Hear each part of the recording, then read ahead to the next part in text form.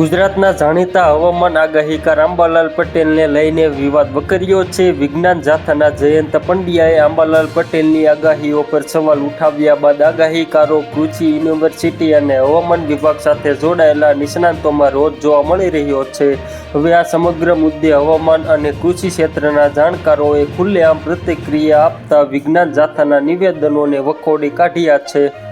આગાહીકારોનું કહેવું છે કે હવામાનની આગાહી કરવી એ ભારતની વર્ષો જૂની પરંપરા છે। ઋષિ મુનિઓના સમયથી જ પ્રકૃતિના સંકેતો અને પરંપરાગત જ્ઞાનના આધારે આગાહીઓ કરવામાં આવતી હતી અને તેના અનેક ઉદાહરણો આજે પણ જોવા મળે છે।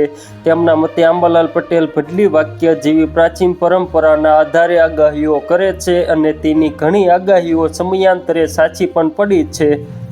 વિજ્ઞાન જાથાના ચેરમેનના આક્ષેપો બાદ અંબાલાલ પટેલે પણ વળતો જવાબ આપ્યો હતો। તેમણે કહ્યું કે તેઓ આ આગાહી ગ્રહોની દ્રષ્ટિએ કરે છે અને તેમની આ આગાહી ફક્ત ખેડૂતો સાથે લેવા દેવા છે, ખેડૂતોના હિત માટે કામ કરે છે। જો ખેડૂતો ના પાડશે તો ત્યારથી આગાહી બંધ કરી દઈશ।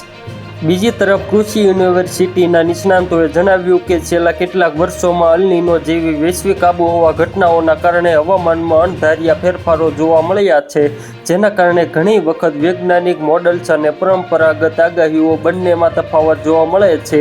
અલ નીનોના પ્રભાવને કારણે કેટલીક આગાહીઓ ખોટી પડવી એ સંશોધનનો વિષય છે। તો મિત્રો, હાલ માટે એટલું જ। ફરી મળીએ નવી અપડેટ અને નવા સમાચાર સાથે। તે પહેલાં ખાસ કરીને વિડીયોને એક લાઇક અને RTV ગુજરાતી ન્યૂઝ યુટ્યુબ ચેનલને ખાસ કરીને સબસ્ક્રાઈબ કરવાનું ભૂલતા નહીં મિત્રો।